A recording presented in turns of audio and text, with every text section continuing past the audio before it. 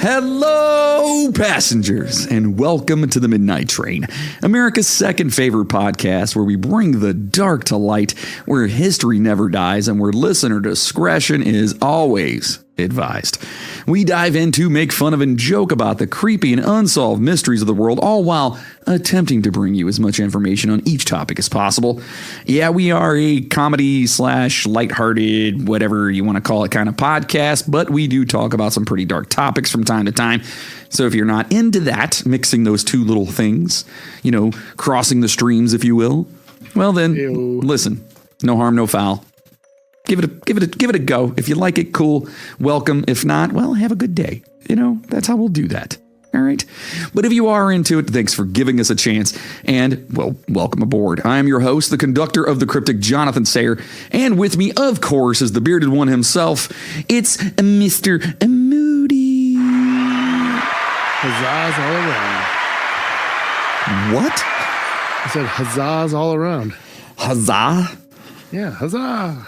What is a huzzah? You don't know fucking, really? I know pizza. No. Oh, it's not the same? No. What is a huzzah then? Huzzah. It's like, hooray, yippee, huzzah. But why huzzah? Have you never heard that before, for real? I don't think I've ever heard that before. Yeah. You just go, man. Well, then you're the idiot. I want to tell you. Anyway, listen, our Patreon bonus for this week, we literally talked about the newly released JFK documents, Jack the Ripper's potential true identity, as well as a bunch of other crazy stuff that's happening in true crime across the nation. Pretty wild. Like, we talked about some pretty wild stuff there. We both have our theories on everything from JFK to Jack the Ripper. So do us a favor, go over to patreon.com/the Midnight Train Podcast, or go to the midnighttrainpodcast.com and click on the Patreon button. Sign up for the bonuses over there for $5 a month. You get to help out the podcast. Eventually one day get us to quit our jobs, and you get to listen to some great bonus content. Yeah. There you go. All right. Well, we'll save bonus content. I mean, it's awesome. I love the bonus stuff. We get to have so much fun over there. We do. Especially the Sasquatch porn. We have to keep this more professional, so to speak. Yes. That's why I said more professional, not professional. Quasi. For professional, if you will. Yeah. So the Patreon stuff, we literally talk about everything from, how to perform an autopsy to, any and everything we could talk about. We do Bigfoot erotica, which is a thing. And we will revisit, by the way, we will do that. So get over there and, like I said, help the show out and get the bonuses for less than a cup of coffee. You know what I mean? A month. Maybe we could get the guy who wrote that stuff to do a reading on the bonus episode. That would be unreal if we could find him, because he uses a pseudonym as it is, right? It's pseudonym, right? Wouldn't that be what that's called? Yeah. So, or pen name, if you will. And so we'll have to, maybe we can reach out to him. Or make it like an episode, like some kind of, I don't think we can really make that an episode. I just hope he actually reads it in like some and then he went in.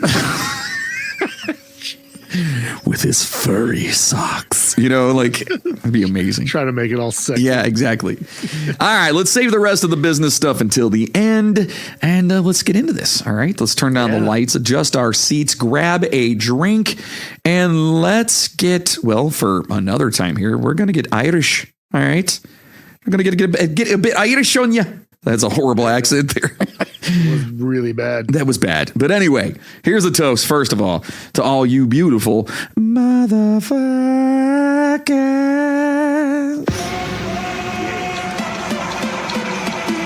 I still have to sit down and make a new drink pop. Yeah. It's been too long. You drinking anything right now? I am. I actually have a Drecker IPA. Okay. All right. As well as some Buffalo Trace. Oh, very nice. Very good. I have right over here a glass of water. Pinkies up, bitches. And remember, as we are going through our episode and any kind of movie quotes happen to come up or anything like that, you got a drink? It's time for a drink. That's right. Also, if you're not drinking right now, what the fuck are you even doing? What's that? I said, if you're not drinking during this, what are you even doing? Yeah, what are you But doing? then I realized people might be driving. It's probably not Do us a favor and don't do that, because please. I don't need that. I don't need that shit coming back on me. yeah, we don't need anyone doing Well, I that. was listening to this podcast and they said it was the drink thing. They said it was. Slammed a beer and then crashed into this pole. So I pulled off at the Circle K. I grabbed a tall boy I paused it so I could get the beer. and I slammed it down. All right. I'm It was sorry. a tall boy and Natty Light, just so you know. That's ridiculous. All right. Yes, today we are talking about something great. We're heading back over to Ireland. I love it over there. It's so beautiful. I could literally move there, dude. I absolutely love it there. Are we going to do this? I'm John. I've been all over the world. I like to take trips thing again. Is that what we're doing? No, I'm sorry. I apologize. It is awesome. Anyway, so yes, that's right. We're also talking about another triangle. We've done Bermuda, Alaska, and now we head to the Emerald Isle. You've heard me, talk about my love, like I just did now, for this fantastic country numerous times. But today, we're talking about Ireland's Vanishing Triangle. Okay. Is it just like a spot of land that vanishes every once in a while? No, that would be fucking hilarious. It's one of those instruments, the triangle, that somebody has in their house and it just keeps disappearing. Oh, really? Yeah. It just Interesting. he just sets it down and he's like, what the fuck? Yeah, that's crazy. Yeah. No, that's not what it's about. Damn it. Oh, Ireland's Vanishing Triangle is a term used to describe a disturbing pattern of disappearances involving several young women in Ireland between the late 1980s and the late 1990s. And I didn't even know a thing about this until You told me it was the Vanishing Triangle. I'm thinking, dude, I'm all prepared for like some Bermuda Triangle shit, and now you're springing this fucking bunch of girls got killed. Yeah, it's a little different. There's no ships going missing because I don't know if I can handle this shit. it is an island. Let's be honest. So yeah, It is, and it's an island. I mean, we're all on islands, really. That is true. That is true. Some bigger than others. So this geographical area, roughly between the Dublin, Carlow, and Kilkenny regions, has become infamous due to the unsettling circumstances surrounding these cases. How many girls were there, did you say? Did you say? Several is what I've said so far. Oh, several. Okay. Yeah, we'll talk about it. Of the many young women who vanished, most were aged between their late teens and their late 30s, with each case marked by a sudden disappearance under mysterious conditions. These women often seem to vanish without a trace, leaving friends and family, obviously, upset and wondering what the fuck happened to their family. Yeah, I think having a kid like disappear would almost be worse than like knowing that they died. Yes. You know what I'm saying? Yeah, 100%. Because in the back of your mind, you always have that hope, and you never know. It's the closure. It's the closure. Upon death, at least, and as brutal as it is to lose, and God, I hope I never have to, deal with that. But what I could imagine, how brutal it is to lose a child like to death. Mm-hmm. At least you know where they are. Mm-hmm. Even if you don't know really the details kind of what happened, but at least yes, the end result of what happened. Mm-hmm. But to have a kid disappear for the rest of your life, dude, and no matter how old they are, like if it was like a 30, like if like if I went, well, I don't know if my parents would care if I went missing, but if I went missing, and like, no, they would care. I think. Of course they would. They love you. I'm just messing around, dude. Yeah, they love people out there like, oh, he's got a terrible relationship. No, I don't. I'm just messing. Moody's life really sucks. This fucking guy, for real. No wonder he's called Moody. That is, by the way, that is his last name. I hope everyone knows that we don't call him that just because he happens to be a moody person. Yeah, that is actually his last name. I don't know if we've ever talked about that before. No, I don't know. Probably not. I don't think we've ever brought that to the forefront. There were like, for real though, like since like 4th or 5th grade, that's what it's been. And like there were kids, like literally, I graduated the day I graduated high school at the ceremony. After I went up or whatever and got my diploma and came and sat back down, dude, I had 2 kids that were in the row in front of me, like that I talked to all the time, like over the last couple of years. And they both turn around. The one kid looks at me, he's like, I had no fucking clue your name was Adam. It's like that's nobody calls. I honestly don't think I knew your name was Adam for years after we had first met. That's what I'm saying. It's just Moody. That's it. That's all I've ever known you as. And then, and even calling you Adam is weird. Yeah, it doesn't fit. It's weird. Anyway, I didn't mean to cut you off, but yeah, if you were to disappear or whatever, your family would be distraught. And I'm 45 years. Oh my God, I'm 45 years old. We were just talking about this shit. Wait, say that again. You're how old? 45. Anyways, even at this age and like my parents being older, like that would still be like, that's still got to be devastating, right? Like no matter the age at that point, like just not knowing what happened to your fucking kid. 100%. Yeah. Because I mean, it's got to be that. I mean, it's tearing at you constantly. Everywhere you look, every suspected sighting. I mean, any and everything, you're going to have that glimmer of hope, and to me, it sounds heart wrenching. Like that would be one of the worst things in the world. Not only that, like the mental aspect of it, like if it's a younger kid, like say they're like 13, 14 years old, you know how parents are. I mean, you've been through it. Like we've all been there where around that age, it's like, yeah, fuck you, ma. Like you guys don't know anything. Like you don't own me. You know what I'm saying? And then but then there's that mental thing. Like, is it my fault that they left and now something happened to them? And you never have that. You never have that because you're going to be thinking about that all the time. Yeah. Oh, Did I drive them away? Was it my fault? Like, was it my fault? Yeah. Yeah, it's brutal. So in addition to these disappearances, several other women within the same region were actually found murdered. And those crimes still remain unsolved to this day, adding another layer of tragedy to this grim narrative. Go ahead. All of the crimes, or are they just saying the murders? Well, I guess you can't solve a fucking missing, like if they're still. Yeah, these are all like unsolved. So everything, okay. Yeah. So the commonalities among these cases are chilling. They all reflect a lack of evidence and substantial leads, despite extensive investigations and searches conducted by the... I'm going to fuck this up really bad. The Garda Síochána? I think. And I had a pronunciation in here, but for some reason, the app I use for my notes completely added a bunch of weird letters in here. So I think it's Garda Síochána. It says Garda Síochána. I'm just going to say that for now. And if it's wrong, I apologize to all the Irish listeners out there. How do you spell it? Garda Síochána. But the I and the A have a little, what is that? Oh, yeah, I see it. It came up. Is it a schwa? Would you fucking call me, dude? It's a schwa. The fuck did you just call me? So does it say how to pronounce it? I'm working on it. I got you right here. Hold on. Oh, you're going to play it? It's going to be like, go fuck yourself. It looks like Garda. I had it in here. I swear to God I did. I don't doubt. New listeners are like, dude, get on with it already.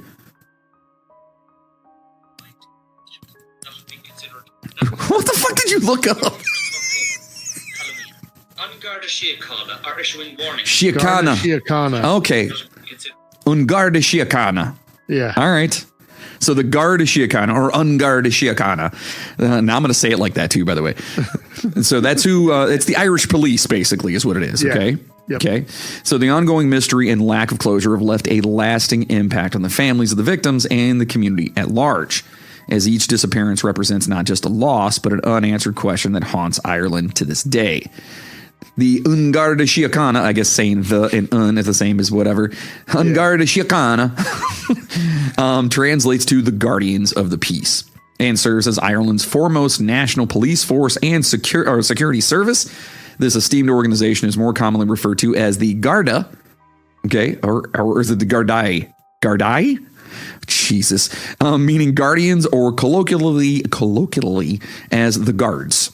Okay, so basically they just call them the guards. Want to try that one again? Colloquially, Mikaliki Laka. I got it. Yeah. At the helm of the Garda Síochána is the Garda Commissioner, a leadership position appointed directly by the government of Ireland, responsible for ensuring law enforcement and public safety across the nation. The Garda Síochána, we're just going to call them the Garda for now on. Their central headquarters is in the expansive and historic Phoenix Park in Dublin. a location known for its beautiful landscapes and significance as one of the largest enclosed public parks in Europe. Wow. Pretty cool. This strategic location underscores the service's commitment to maintaining peace and security throughout Ireland while fostering community relations and public trust. So they wanted to put it right smack dab in the middle, right in Dublin, which is one of their busiest cities, and saying like, hey, we're here for you kind of thing. And I love that. Just like I love how over in Europe, police vehicles are bright and gaudy as shit. They're loud. They've got tons of freaking lights all over. They're like bright yellow or bright green or whatever because they want you to see them if you need them. Except around here, they fucking black them all out just so they can catch your ass speeding. Absolutely. They sit there with their lights turned off so you can't even see them. Like, you sons of bitches. Dickholes. You know, they're not there for us. Anyway, not going to get into that. So authorities investigating the case of the missing... That's a bonus episode. Yeah, that'll be a bonus, yeah. Authorities investigating the case of the missing women suspect that their remains are probably interred in secluded locations such as remote fields, bogs, and dense woodlands. Bogs. They got bogs. I forgot about the bogs. They've got tons of bogs, and we will talk about the bogland bodies one of these days too. Yeah, I know that's on the list. That's on our list, yeah. And the bogs over there, and if you guys, if you've never seen or heard of these bogs or whatever, it's basically like the swamps here in the United States. Yeah, but it's way more like dense and thick, kind of like mud shit. And super cold, so it's so. But that's where they get. My favorite one though. I was looking at it the other day. My favorite is the Wade bogs. Oh, you like Wade bogs? Oh, that's good. Yeah, that's good. That's good. Yeah, it was a hell of a hitter. Anyway, my favorite group of bogs. Is that your favorite? The Wade bogs. Jesus Christ. Oh, okay. Now you got to tell everyone who Wade Boggs is now because they probably have no freaking idea who Wade Boggs is. He was a baseball player. He played for Boston. Yeah, for Boston. And he was awesome. There's your Irish connection. There we go. Boggs. There we go. Yeah, he was actually amazing. That's going to be his like fucking his retirement plan is he opened a little area nature preserve around there in Ireland called Boggs. He just sells peat moss to everybody. Down to Boggs. You need peat moss, do you? Down here at Boggs, we got all the peat moss you'll ever need. Need to hide a body? Come down to Boggs. Boggs. That's a shirt idea. 1-800 Boggs. Yeah, that's a shirt idea for sure. So this area of interest constitutes a triangular region in the eastern part of the island. Situated primarily within the historic province of Leinster. It spans a 80-mile radius from the capital city of Dublin, encompassing various landscapes ranging from tranquil countryside meadows to shadowy overgrown forests and, again, the marshy bogs, each presenting its challenges for search efforts. I mean, yeah, you've got it's crazy over there where like it's wide open fields forever as far as the eye can see. And then there's all these like bogs and shit. And then there'll be just this real dense forest in the middle of in the center of it. You know, it's wild, but everything is green. It's gorgeous. So there exists a prevailing theory bolstered by striking similarities among various cases that the disappearances of a number of women in the area may be linked to the activity of a serial killer or serial killers during that period. These distressing cases have gained significant attention within the Irish media landscape and have served as the central focus of numerous true crime documentaries, which attempt to unravel the mystery surrounding these unsolved disappearances, which is crazy because I had never heard of this before. I clearly had never heard of it because I was not expecting dead people. Right, correct. Yeah, you thought it was going to be another place where like ships disappear. Yeah, right. Possible aliens. Right. Could aliens be involved in this? Well, if it's not aliens, it's bullshit. Thank you. In a concerted effort to address this alarming trend, the Garda initiated an investigative task force in September of 1998 called Operation Trace. This operation was explicitly designed to scrutinize the unsolved cases of missing women and associated homicides, aiming to bring closure to the families affected by these tragic events. Despite the tireless work of the task force, which has included extensive inquiries and the collection of evidence, the investigation has yet to uncover any significant leads or clues that would illuminate the fate of the missing individuals. to encourage public assistance, a reward of £10,000, okay, which is, how much is £10,000 in U.S.? Let's see if Probably like $9,200 or something. It's actually $10,803 in United States dollars. I thought the pound was not according to when I just looked this up like last week. How much is it? £10,000. £10,000. Everyone in Europe right now is going, nope, you got it wrong, fucker. You got it wrong. Hey, guy, you got it wrong. 10,000 pounds to dollars. Oh, that's right, because it would take more. It would take more U.S. dollars to make. Right. So right now it's at 12,924 U.S. dollars. Holy shit. Yeah. So the pound is worth that much more? Yeah. Wow, that's crazy. Time to move to Ireland. Them coming over here is like us going to Canada. Yeah, dude. right. You get just like, you go to Canada, you like triple your fucking money. That's crazy, though. Wow, it's never been like that. That's insane. No. Yeah, wow. Well, so this reward they have, it's was offered for any information that might lead to recovery of a body or at least provide insight into any of these disappearances or murders. Unfortunately, the lack of developments leaves a haunting silence over the unresolved cases, continuing to impact the community and the families who are, desperately wanting some sort of answer. So first of all, let's talk about some of the missing, okay? Excuse me. First of all, we have Annie Bridget McCarrick. Oh, that's such an Irish name. Annie Bridget McCarrick. I love it. It's such an awesome name. A 26-year-old woman originally from Long Island. What? Okay. Yeah. She vanished under mysterious circumstances on March 26th of 1993. And by the way, Long Island, for some of you who may not know, that's in New York City here in the United States. Yeah. So, which is weird. She went from one island to another. Dun, dun, dun. The last confirmed sighting of Annie occurred that fateful morning when she was captured on CCTV footage near her residence in Dublin. Following her disappearance, several credible reports claimed to have seen her in Enniskerry, located in County Wicklow. Annie, Annie had to meet her friends the next day, yet when they arrived at her home, she was conspicuously absent, leaving no trace of her whereabouts. Additionally, she failed to show up for work on March 27th, further deepening the concern for her safety. As the day wore on and with her absence noted, her friends reported her missing that very evening. So obviously it wasn't like her to just not fucking show up. Yeah. After decades of uncertainty, on March 24th, 2023, Irish authorities made a significant announcement. They had elevated Annie's case from that of a missing person to an active murder inquiry, reigniting efforts to uncover the truth behind her disappearance and the fate that befell her. So that was just, 2 years ago?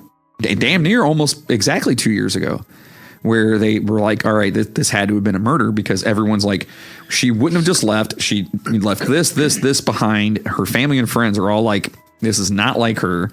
Yeah. Something happened. Now, again, though, is it a murder or could she have just been abducted? Because there are those pieces of shit out there that do that. Yeah. And aliens. And aliens, of course. Then there is Eva Brennan, a 39-year-old woman residing in Rathgar County, Dublin, mysteriously vanished on July 25th of 1993. At that time, she was grappling with depression. Her disappearance followed a family lunch at her parents' home where a minor disagreement took place in the suburb of Tirranur, Dublin. So she got in a fight with her family. You know what I mean? She had some issues.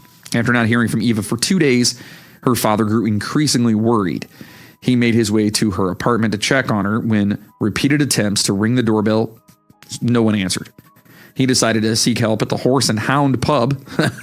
He's like, I'll go figure this out. Give me a pint. Dude, that's got to be the most Irish fucking thing I've ever heard in my life. What? My daughter's missing. I'm going to go find help at the pub. 100%. Like, that's the first place you go? I mean, come on, dude. Well, it was a local bar that was owned by the missing girl's family. Oh. I don't know if that makes it better. I don't know. I don't know if it makes it better. But yeah, he probably grabbed a pint while he was there.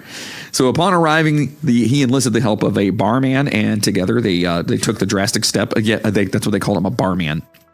And they basically went out and broke a window to her house to gain entry into her apartment. Once they got inside, they discovered Eva's distinctive pink tracksuit and leggings neatly laid out, alongside her red leather handbag, measuring approximately 8 inches by 10 inches with a front flap. Oh. Pretty specific. This discovery was concerning as it suggested that she had indeed been home that day. Basically, she had her clothes laid out and her purse was there. Okay, she's ready to go and do what she's got to do. She was going to be getting ready to go out. Right. Something. Additionally, she was last seen wearing a man's wristwatch with a brown strap. And this is something that later on, like her family would be like haunted by, because why would she be wearing this? And then they found out some details. So for an extended period of 3 months, the Brennan family had no knowledge of an ongoing investigation by the Garda into we're going to call the guards. That's it. That's the final. It's guards into Eva's disappearance. It took you that long. Thank you. Into her disappearance. And so this lack of communication and urgency from the authorities led to significant criticism from the family regarding how the case was initially managed. Okay. So they didn't know that the Irish police were looking into it. And so they got super pissed off and were like, this is fucking bullshit. Give me a pint, like they were upset about it. Oh, so the cops were actually investigating it, but they didn't think they were? Is that what? Correct. Yeah, there was no, like the communication, there was a gap there somehow, and so they got really fucking pissed off about it. So the circumstances surrounding Eva's last known whereabouts remain a painful mystery for her loved ones. Like they have zero clue what the hell happened. She obviously was home. She was obviously getting ready for the day, and then nothing. Yeah. It's crazy. Again, like we were talking about earlier, it's not like there was it didn't look like there was a fight that transpired inside the apartment. Struggle, no signs of a struggle. Nothing like that whatsoever. No one broke into the house. It didn't look like. Right, like they had to break into the house just to find out. So it's like she just disappeared, So at this point, I'm leaning towards aliens. I mean, it's always a possibility. It is. That's all I'm saying. Next up, we have Imelda Keenan, a vibrant 22-year-old from the quaint town of Mount Mellick in County Laois, Laois. Sure. It's either Laois or Laos. Laos. Laos. It's like they're saying Lois. Laos, grab me a pint. Laos, grab me a pint now.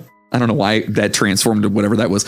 That was bad, dude. She was residing in Waterford City, County Waterford, when she vanished without a trace on January 3rd, 1994. Initially, she had gone to stay with one of her brothers in the coastal town of Cobb in County Cork, but soon relocated to Waterford City, where she moved in with two of her other brothers. So apparently she has quite a few brothers.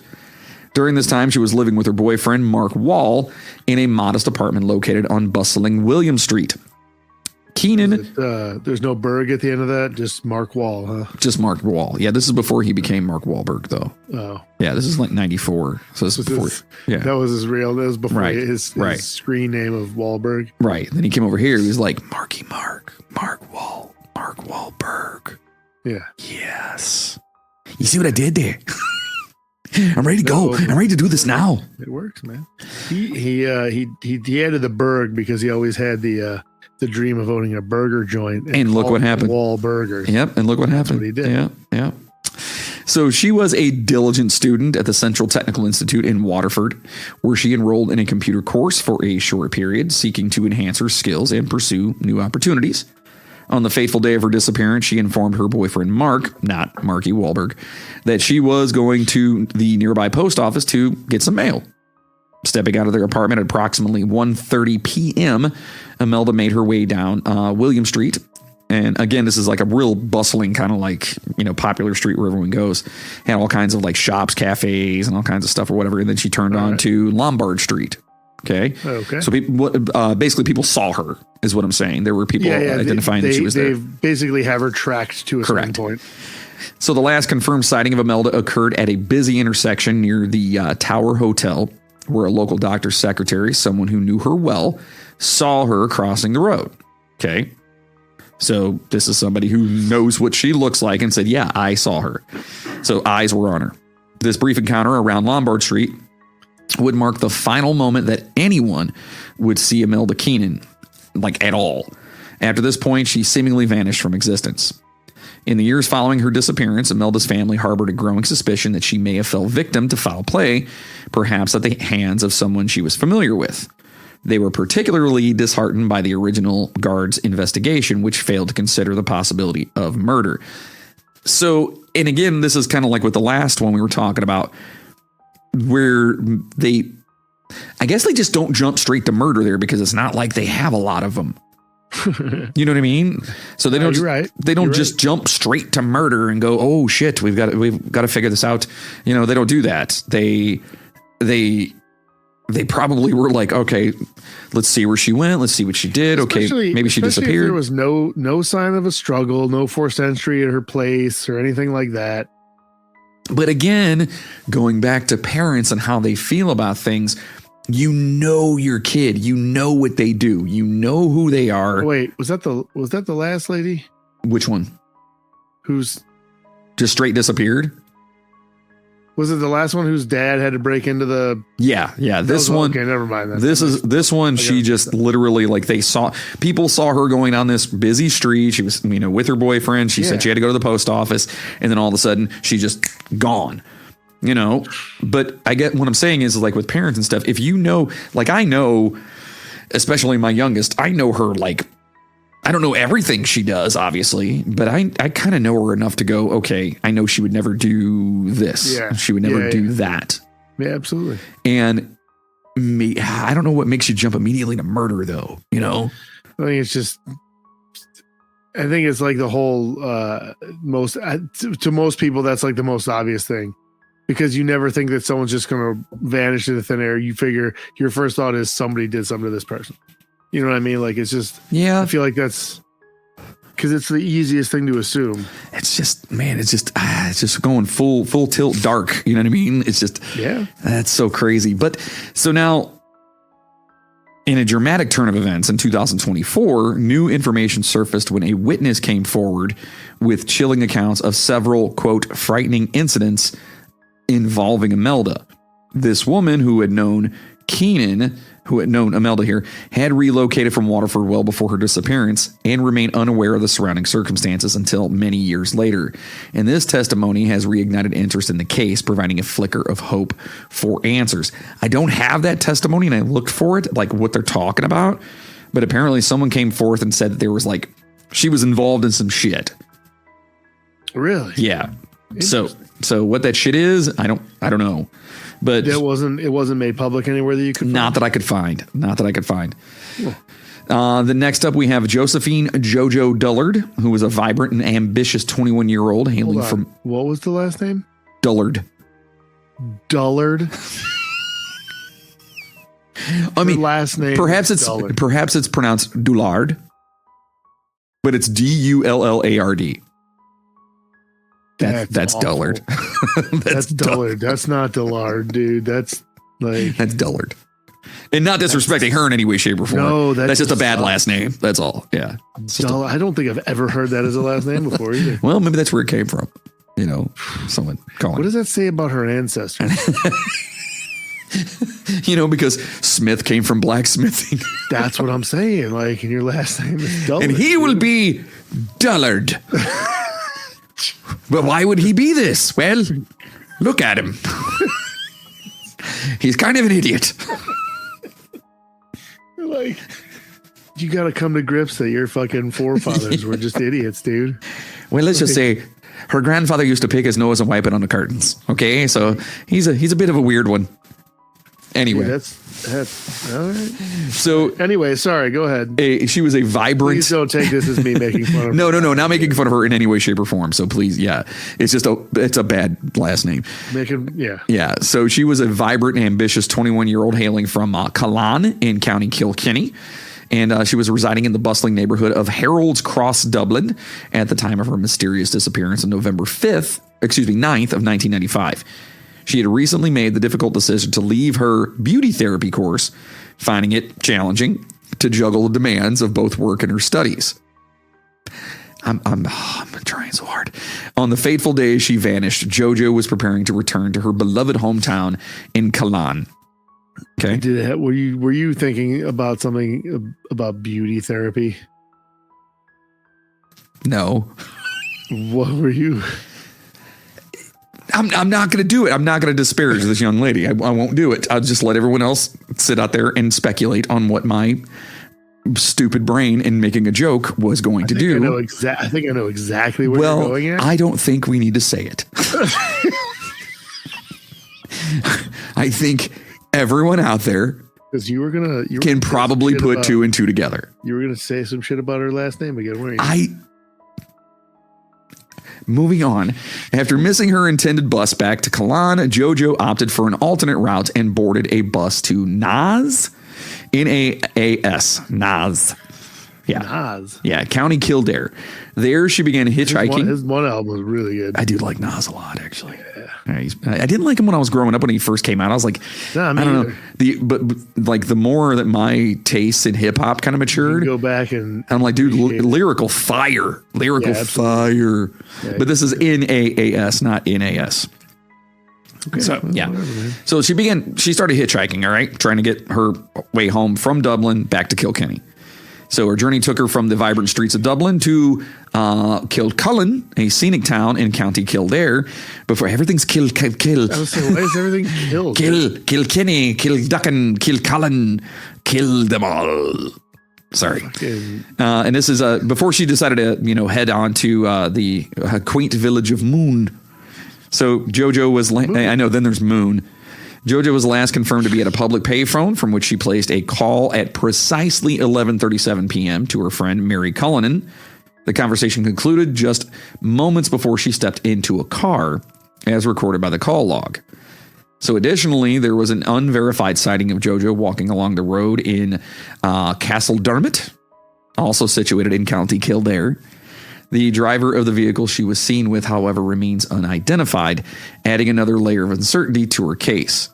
In 2020, nearly a quarter century later, her disappearance was officially reclassified as a murder, a significant development in the long cold case. So what I'm feeling is happening with this is that they're kind of putting all of them together. Yep. And calling this one big murder case. So that's basically, I didn't do the math on the years or whatever, but it's all within a couple of years. Yeah. I was going to say, I feel like I feel like they reclassified the one. I wonder if that's what they were doing. Like they reclassified the one as a murder investigation. They're like, well, we should probably reclassify all these other ones too, just in case.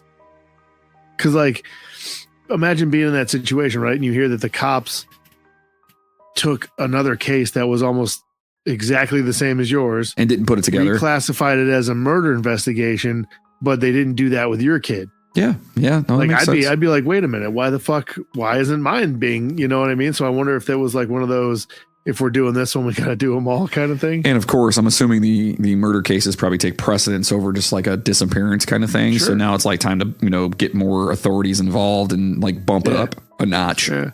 Well, on November 11th of 2024, authorities made a breakthrough when they arrested a 55-year-old man on suspicion of her murder. Ooh. This individual is reported to be the son of a notable fine jail politician, stirring public interest. What does that mean? So, over there, jail is G-A-E-L. Okay. And so I'm assuming that is a place. I'm gonna look. You keep going. I'm an idiot and maybe confusing that with like it's Gale, but we pronounce jail because I know over there jail is G-A-E-L. Okay, I got it. Okay, what do you got other than the fact that I'm an idiot? Oh, okay. You were right. It's fine, G-A-E-L, and it stands for Family of the Irish. It's a center-right liberal conservative. What? A central-right liberal conservative Christian democratic political party in Ireland.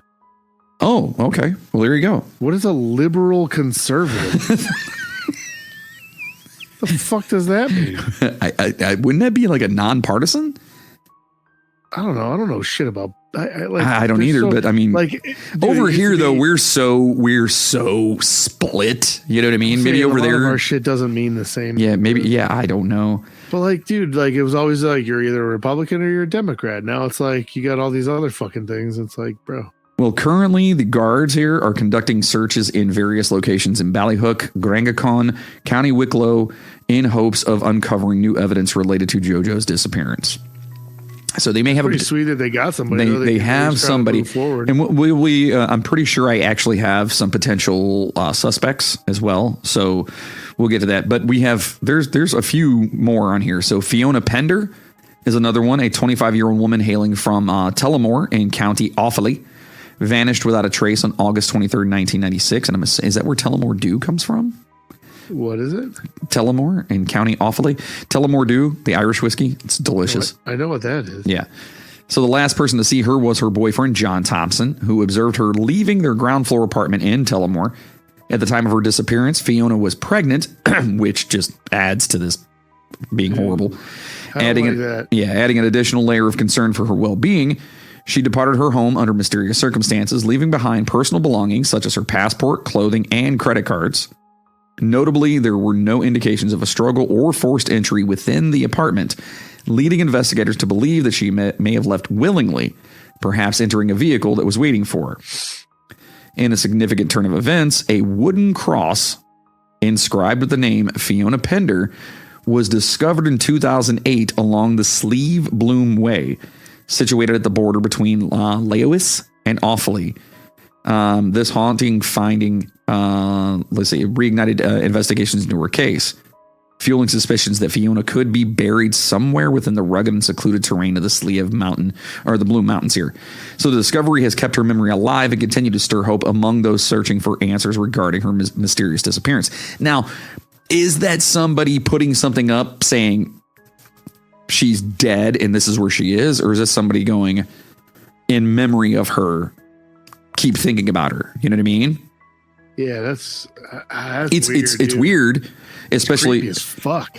Well, considering you don't know who did it. Is like imagine being like the person that found that though, right? Because like at first you'll be like, oh, I wonder who that is, and then like the name's gonna be like one of those like, the name sounds familiar for some reason. Google it, and then like and then you're like, oh shit. Yeah. That yeah. Because I mean, if you just find something off the side of the road or something, it could be like, oh, maybe there was a crash. You know, people do that shit all the time. Yeah, for sure. You put a cross up or whatever on the side of a road or somewhere where someone died. Remember, you know. I pass I take and the name on it. You're just like, yeah. I pass on this little side road I take to my little podunk home, out here in the middle of nowhere. And this road cannot be taken very often. There's one of those like spots with like a couple of white crosses and stuff where there must have been an accident there at some point in time. And this, I mean, I'm telling you right now, there could not have been. There's probably maybe in a given day 10 cars that drive down this road. Yeah. You know? So next up, there's Sierra Breen, a 17-year-old girl from Dundalk in County Louth. Mysteriously vanished on the night of February 13th, 1997, while she was in the vicinity of Bachelor's Walk in Dundalk. The last person to see her was her mother, Bernadette. Earlier that day, they enjoyed a meal together at a local cafe, sharing moments of laughter and conversation before returning to their home. In the hours leading up to her disappearance, Sierra expressed her anxieties about the upcoming results of a critical biopsy scheduled for the following morning. Yeah. After spending some time talking on Bernadette's bed, the mother and daughter decided to turn in for the night just after midnight. It was then that Bernadette noticed everything seemed calm, and she felt assured that her daughter was safe. However, around 2 a.m., when she woke up to use the bathroom, she was startled to discover that Sierra was not there. She was gone. Bernadette quickly noticed that a window in the house was open, slightly open, as if like somebody had like she was coming back. Yeah. So, you know, so you lower it just enough so you can just raise it back up. You get your fingers underneath and kind of pull it up. Yeah. It is believed that Sierra may have opened the window herself, perhaps planning to sneak back inside after meeting. She snuck out or something. She may have snuck out. She's 17 years old. She's hanging out with her mom. Maybe she's like, fuck, you know, I've had some, I'm nervous. I'm going to go hang out with my boyfriend or whatever the case is. Right. Yeah. And, you know, the notion remains a theory because they don't really know, as no definitive confirmation has ever came regarding her intentions of the evening. So nobody knows what she was literally going to do. So she just woke up in the middle of the night and her kid was gone. Right. Oh my God. Yep. Years later in 2014, two credible witnesses stepped forward claiming they had actually seen Sierra that night that she supposedly disappeared. which rekindled hope in the investigation. Then in 2015, law enforcement arrested a man in connection with her case, but after thorough questioning, he was released without facing any charges. This individual resurfaced in 2017 when he was arrested for a separate drunk driving offense. Tragically, he later succumbed to a drug overdose, leaving many questions about Sierra's fate still unanswered. So now he had a connection with her, but they didn't have any evidence proving anything. And then he went off and killed himself on drugs. So it's like, see, there's another part too that would also be brutally heart-wrenching. It's like, okay, guess what? We may have a lead. And then if something happens to them, then it's done. It's over. Yep. You will never, you know what I mean? Like, fuck. Next up, we have Fiona Sinat, a 19-year-old resident of Rosslare. And if I'm butchering these names, which I'm 99% positive I am, please just forgive me for my ignorance. That's all I can ask. I was looking up the one. It says it sounds like, and then it spells out LOWS. So it's either Lows or Lows. Like the store? Yeah. Okay. All right. Or like the word low with an S, like highs and lows. Okay, I can see that. It's either okay. Lows or Lows. I was like, Lows. It's loud. So she was a resident of Rosslare and was living in a small village of Broadway, County Wexford, when she mysteriously disappeared on February 8th of 1998. Excuse me. The last confirmed sighting of Fiona was as she left Butler's Pub in Broadway in the company of her ex-boyfriend, Sean Carroll. Carroll, who is also the father of Fiona's 11-month-old daughter, stated that he accompanied her back home and spent the night sleeping on her couch. Okay? That evening, Fiona had expressed discomfort, complaining of severe pains in her arm and upper body. Concerned for her well-being, she went straight to bed. The following morning, February 9th, Sean claimed that he entered Fiona's bedroom and found her awake. Fiona informed him of her intention to arrange transportation for a visit to her doctor later that day. However, despite her plans, Fiona just vanished. Okay, just again, disturbingly, she did not make any visit to a doctor, nor were there any records of her attending local medical facilities. A significant and unsettling incident occurred on September 12th of 2008, when a memorial plaque dedicated to Fiona was stolen from a cemetery located in Our Lady's Island, Wexford. This marble plaque, intended to commemorate her memory, had been securely cemented into the wall and was removed just hours before it was scheduled to be unveiled. So it hadn't even been brought. So no one even seen it. Yeah, what the In a tragic turn of events, Fiona's case was escalated to a murder investigation in 2005, highlighting the unresolved nature of her disappearance and the growing concern surrounding it over the years. So this is what I'm talking about with this. There's no nefarious leads with any of these. It is all they just not, they're just not there anymore. You know what I mean? Yeah, that's crazy. It is insane. So last one for the missing girls here, which I know that I said that they were, initially or eventually turned into murder cases or whatever, but these are the ones that were initially actual. They never found a body. They never found a body, right? Yeah. This is Deidre Jacob. She was an 18-year-old student from Newbridge County, Kildare, who mysteriously vanished around 3 p.m. on July 28th of 1998. At that time, she was residing in Twickenham, London, where she attended St. Mary's University. I know, Twickenham. Dude, I'm sorry. I'm sure people from other countries think the same thing about us, but dude, their fucking city names and town names and shit they just sound comical. Well, the funniest part about it is that 90% of ours came from their names. Right, but do you know of a Twickenham anywhere? I'd have to look it up. There has to be. Come on. You got to look up and see. Somebody come over here and found a new Twickenham. You have to look now. You have to look and see. There has to be a new Twickenham.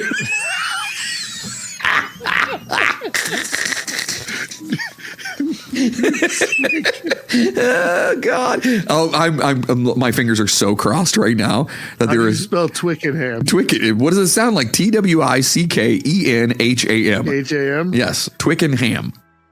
Wait a minute. Shut the fuck up. Please. Yes. What do we got? Oh no, never mind. Oh, Never mind. son of a bitch. False alarm. Hold on though. I'm not done yet. My hopes are so high right now. Please let there be like a new Twickenham, Ohio. I typed in new Twickenham, and it came an article about the new Twickenham Stadium. Actually, I didn't see when that was when it was built, but whatever. I'm going to be really disappointed if there's not a Twickenham here in the United States. On a side note, Twickenham is the world's largest rugby union stadium. Well, look at that. And the second largest stadium in the United Kingdom behind Wembley. Yeah, well, look at that. Wait, is that where they're having the Browns game coming up? No, I don't fucking know, dude. Well, there's only one NFL stadium outside of the United States, and it's in London. And it may very well be that one. I'm not 100% positive. I don't know. I'm not 100% positive. All right. You keep going. I'm going to look for a Twickenham. Well, when she was in Twickenham, she attended St. Mary's University, and she came back to her hometown for summer break. Okay. On the day of her disappearance, Deidre visited the Newbridge branch of Allied Irish Banks with the specific purpose of securing a bank draft that she needed to pay her upcoming student accommodations. Okay. So she needed it for school. After completing her banking, she planned to stop at the local post office to mail the draft. Eyewitness reports indicated that she was last seen merely yards away from her parents' home, walking along the familiar route back. Motorists who passed by reported seeing Deidre as she approached her parents' driveway. However, she never arrived at her home, causing growing concern among her family and friends. Despite extensive searches involving local authorities, volunteers, and community members scouring the area, no evidence or trace of Deidre was ever discovered, and she seemed to vanish again, just without a trace. Over the years, her case remained a haunting mystery until 2018, and yes, they reclassified it as a murder investigation. This shift came about due to new information surfacing in a comprehensive review of the original investigation process, highlighting the continued need for answers in the unresolved disappearances of Deidre Jacob and the rest of the girls. So again, they've got all these girls going from this one spot around this one time, and it's like, okay, wait a minute. Again, they're all just disappearing. Now, is it a person or persons doing this? No clues. You know what I mean? Like, no fucking idea what's happening with this.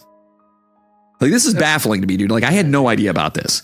And this is in the late 90s, so I graduated in 94. So I was late in this time. I was my early 20s when this happened. And I have no idea. You know? I've never heard of this. Just goes to show how dumb we are. We don't pay attention for anything outside. Did you find one? Quick. Did you find one? Huntsville, Alabama was originally named Twickenham. Yay! After Huntsville. Right, dude. It was named after the home village of Leroy Pope's distant kinsman, Alexander Pope. There's no way that would have stuck. After the war. No way. Could you imagine those guys like trying to think that they're what the fucking Twickenham, bitch? Y'all need to get out of here right now. This is Twickenham. This is Twickenham. Down here in Twickenham. We don't deal with your kind down here in Twickenham. There is also a Twickenham in Oregon. Is that one actually a real city? There is an unincorporated community named Twickenham in Wheeler County, Oregon, located along the John Day River. Yay! We found a Twickenham. Oh, no shit. What? Did you find another one? No, it says that there are only 2 places in the world named Twickenham. London and then Oregon? This is wrong then. Oh. Because this says there's a Twickenham in Georgia. See, that's weird to me too.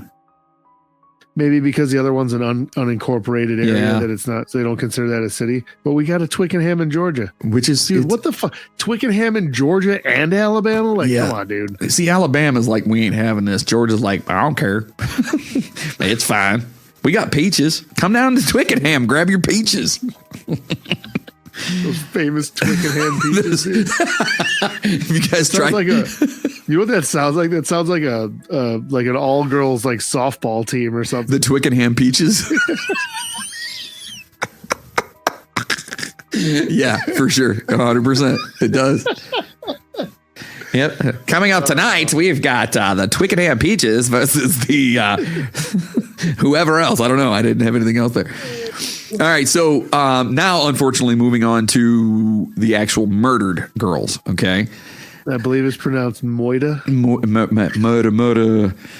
So first off, there's Antoinette Angie Green Smith. She was 27 and was a mother of two young daughters who disappeared at 3 a.m. on July 12th, 1987. The night before, she attended a David Bowie concert at Slane Castle in County Meath. After the concert, she returned to Dublin by bus around 11:30 p.m. and went to the Harp Bar on O'Connell Bridge. Later, she and a female friend went to La Mirage Discotheque on Parnell Street. The old discotheque. The discotheque. Also, on a side note, how fucking awesome is it to go to a show, a David Bowie concert at a fucking castle? Yeah. That's pretty fucking epic. I'm not going to lie. Get that here. And what the fuck do we have? Not making any jokes here, but let's just say that was your last night. It's a good night. It's a pretty fucking good night. You know what I mean? David Bowie show at a castle. Yeah. Taken in by a disco. Going out partying with your friends and you get to see David Bowie in a fucking castle. That's a pretty epic night. You know, I'm not saying I'll never see a concert at a castle. Well, don't say never. Don't say never. I'm John. I go all over. I'll probably see a concert at a castle someday. Yeah, I know. I get it, dude. I was saying you, not me, you dick. I'm not fucking going anywhere. No, I for sure will see one in the castle. I don't give a shit. I know you will. I will sell blood for shit. I don't care. So, and my kids. So while at the nightclub, they met two men and all four together shortly after 2 a.m. Okay, or they left together. Okay, so her and her friend, they go to the concert, they go to this pub, and they go to the discotheque, and then while they're there, they meet two guys. Okay, and then they all leave shortly after 2 a.m. The friends parted ways. They left the club, but Antoinette stayed with the two guys. Okay, they walked to a taxi and a taxi rank. I don't know what that is. Is that like where is that like a taxi station? Maybe. On O'Connell Street, where the men took a taxi to the Ballymun area. None fucking names. Well, Antoinette continued walking toward the O'Connell Street Bridge. So now what everyone's saying here is that the guys took a taxi. She walked on foot. Okay. All right. So they separated ways. Supposedly. Allegedly. Her disappearance was reported by her estranged husband. Tragically, her remains were discovered in Glendew Mountains near the Glendew Mountains near the Lamass Monument, close to Glencree and Enniskerry. The names. Forensic examinations revealed that she had been raped and strangled, and her head was covered with a plastic bag. Fucking yikes! And she's a mom of two too. Jesus. Ugh. So Patricia Moriarty Doherty. Okay, another one here. 29-year-old prison officer employed at a Mountjoy prison, lived in Tulloch, Dublin. And it's probably like Touloute, but it looks like Tulloch. On the evening of December 23rd, 1991, she returned home around 9 o'clock p.m., but soon stepped out again, intending to visit the Old Bond Center to purchase festive Santa hats for her children. So she's literally fists. You gonna buy some fists? She's gonna go fist. Yes. No, she went to get some hats for her kids, Santa hats. Yeah, sure. Okay. This seemingly ordinary errand would take a tragic turn. No fists. As her husband reported her missing the very next day, which was on Christmas. No, dude. Yeah, rough. The investigation that ensued led the guards to a crucial eyewitness. This individual reported seeing Patricia at approximately 9:20 p.m., walking purposefully past Bridget Burke's pub, heading toward the Old Bond Shopping Center, where, she got the hats. And this is also like a very, at this time, it's like popping there, okay? Yeah. So following this lead, a second witness emerged, claiming to have seen a woman resembling Patricia entering a striking red car parked at the entrance of the shopping center, which further deepened the mystery surrounding her disappearance. By striking, I'm going to assume they mean like it was probably like a very obvious nice car. Like a real nice car, yeah. Months later, on June 21st, 1992, an unrelated activity would connect to this haunting case. While cutting turf in the Wicklow Mountains at a secluded spot known as Glassmucky Breaks. Jesus Christ. What is it? Glassmucky Breaks. I don't think that's a real word. Glassmucky, and I guarantee it is because it's freaking Ireland, and they've got some really weird names for places. Is it all one word? Glassmucky? Yeah. Yes. Oh my God, dude. See, now I have the Beastie Boys in my head, and it's Glass Monkey. That All right, funky what is- monkey. How's it spelled? Spell it again. real quick. GLASSMUCKY. Glass Oh my Monkey. God, dude. I'm finding all kinds of weird glass ones. There's glass mullen, glass muggy, glass moloch. This is Glass Monkey Breaks. Oh my God, dude. What the fuck is wrong with people and naming shit? It's a different place, different time. They're Irish. Glass. They do what they want. And they drink a lot. Oh, you're missing a letter. It's GLASSA. Not just glass mucky. It's glassamucky. Oh, my bad. Well, then my references were incorrect on that. So it's Glassamucky. Yes, there's an A in there. Glassamucky Breaks. Yes. Okay. So this is less than a mile from the location where another victim, Smith, had been discovered. A man stumbled upon human remains obscured by the rugged landscape. The guards later confirmed that these remains belonged to Patricia through an examination of her dental records. A thorough investigation revealed a harrowing conclusion. Patricia had met a violent end, having been strangled, casting a shadow over the community and leaving her family in profound grief. So she's another one that was actually strangled as well. And again, the reason these are all kind of connected is because of where they're located and kind of where they took place. I mean, this one was in 1992. The other one was in the 80s. So the murder ones seem a little bit like whatever, but the disappearances of just the straight, just out of nowhere, those are crazy to me. So now they do have some theories on this, okay? So in 1998, the guards launched Operation Trace, like we mentioned earlier, and this was meant to be a comprehensive initiative aimed at revisiting cold cases concerning women who vanished from the Leinster region during the 1990s, as well as cases of any unsolved murders involving the women. So that's why those last two were included. This extensive investigation sought to uncover the possibility that a serial killer or potentially multiple killers had been operating in the area during the tumultuous decade. Now, remember, we know that there have been times, especially out in California during the 70s, where multiple serial killers were working at the same fucking time. Yeah. So it's not completely, It's not out of the realm. correct. It is very possible. Notably, it was established that in at least 3 of these troubling disappearances, the women had known their suspected abductor, highlighting a chilling connection between trust and danger. So they're saying, again, they don't have definitive anything. No proof, no evidence, no nothing. They're just saying that the people they lean toward, that they were associates of the women. Okay. But again, just the straight up, just gone. No struggles, no nothing left in the wake, I'm telling you, dude, this thing's just so weird to me. So among the individuals who came under scrutiny was Larry Murphy, a man whose heinous actions drew the attention of law enforcement in 2000. Murphy was arrested for the abduction, rape, and near murder of a businesswoman in Carlow. The meticulous nature of his crime, preparing a grave for his intended victim. Oh my gosh. Indicated a disturbing level of premeditation, raising concerns that this aberrant behavior was not an isolated incident. That's fucked. Yeah. I mean, there's some depravity, but then there's I'm going to have the whole Doug depravity. Yeah. The only thing worse than that, and has happened, is having them dig the hole. Their own grave. Yeah, that's ugh, don't like that. Ugh. So Murphy's history led the guards to question him about the missing women, and he emerged as the primary suspect in the case of Deidre Jacob, who had disappeared in 1998.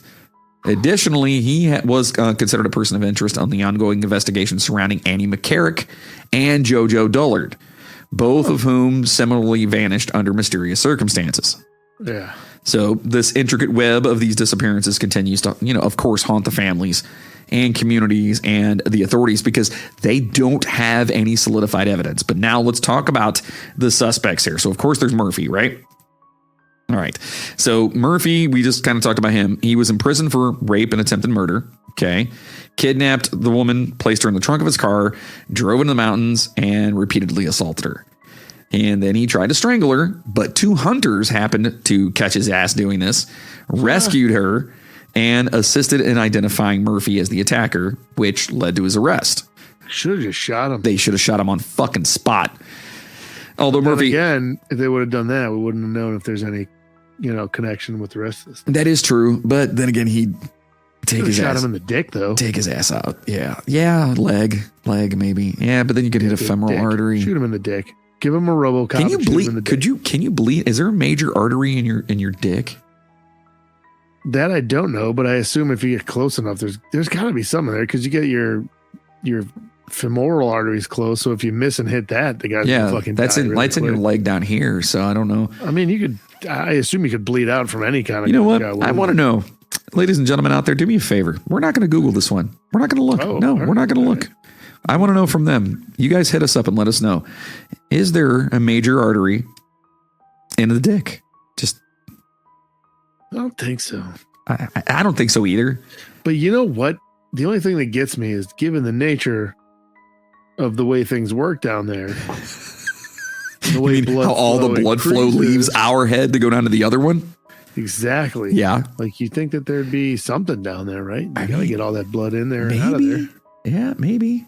I don't know. Listen, the listeners, our passengers will let us know. Okay, there you go. They're not gonna. Fucking, So although Murphy has been questioned about the Vanishing Triangle cases, he absolutely denies every single aspect of it. no shit. I've got nothing to do with it. Of course you don't. In 2005, Larry Murphy emerged as, of course, the person of interest on the ongoing investigation into the tragic murder of Deidre Jacob. Every time you say his name, I'm hearing it like Charlie Murphy. Larry Murphy. Larry Murphy. Fuck your couch. Sorry. What are you doing, Larry Murphy?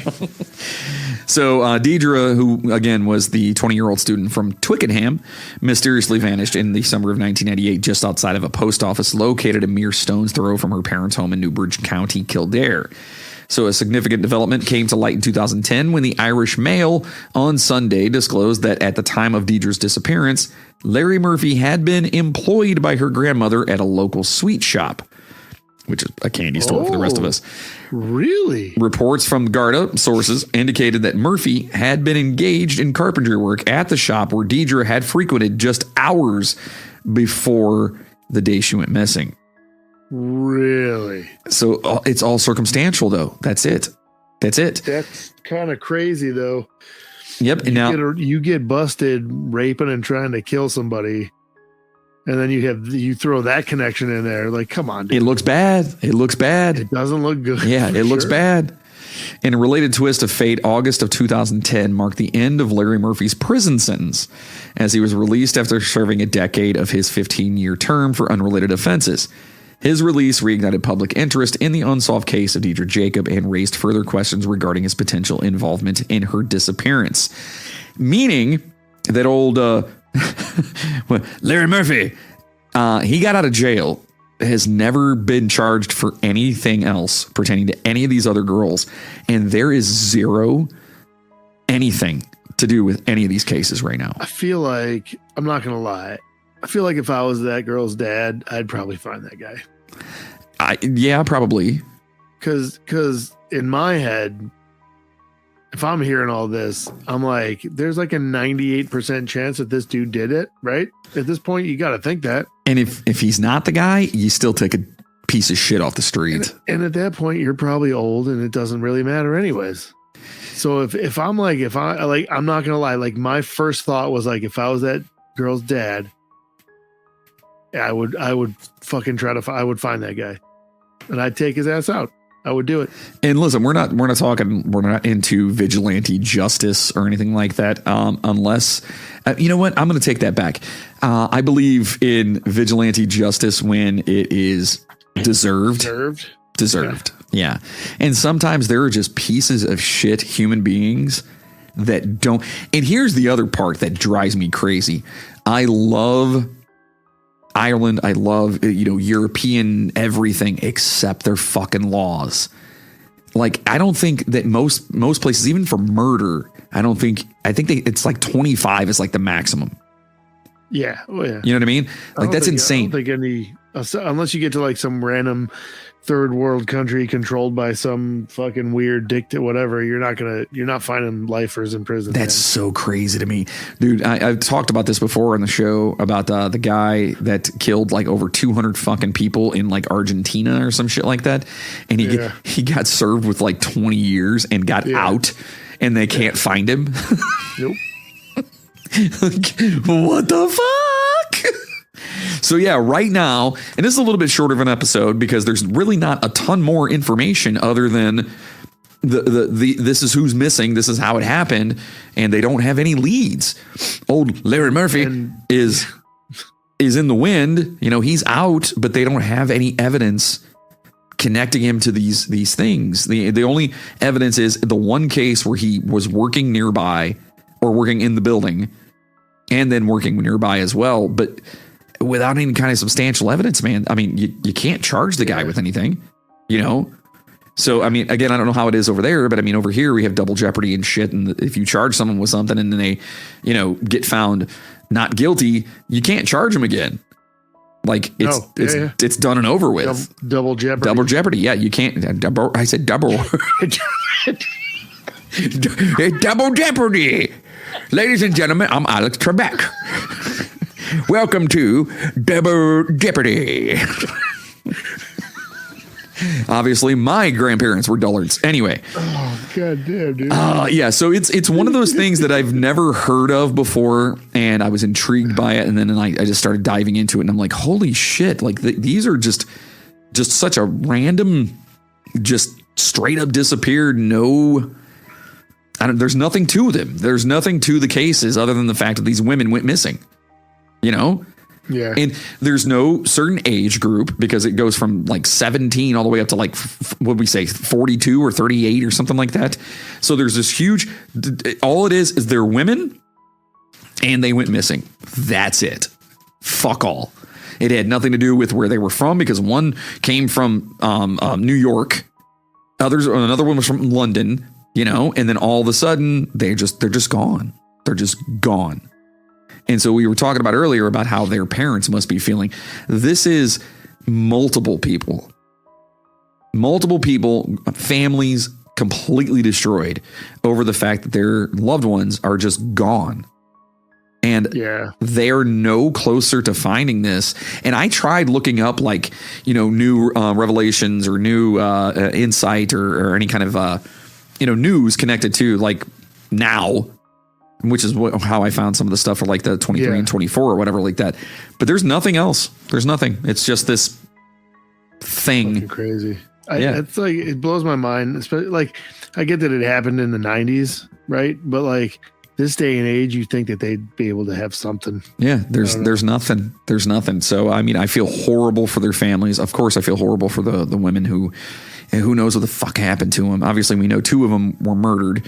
And again, those are like, I think they're only associated with the other ones because of how they were women. And then the missing cases got elevated to to murder. So I think they kind of lumped those in with it, thinking, okay, if we find this, maybe we'll find this kind of thing. But if that was the case, and let's just say hypothetically, those 2 that were found were connected, why haven't you found any other bodies? Right. Why has there been nothing? Yeah. Right. You know, so how they're connected, I don't know. And I could sit here and, postulate for, the next 25 minutes, but I have no fucking idea. I really don't. Yeah, but it's an intriguing case. Weird, man. Yeah. It's so weird knowing that like we know nothing. People can just fucking disappear and you'll never find them. Without a trace. And that's what they kept saying over and over again, without a fucking trace. I mean, knowing that somebody was preparing for their day and then got your clothes out, got everything ready to go, boom, boom, boom. And then just like you clearly had plans. You were going to do something that, it wasn't like, your shit was all dirty and you didn't have, you know what I mean? Like she clearly had plans.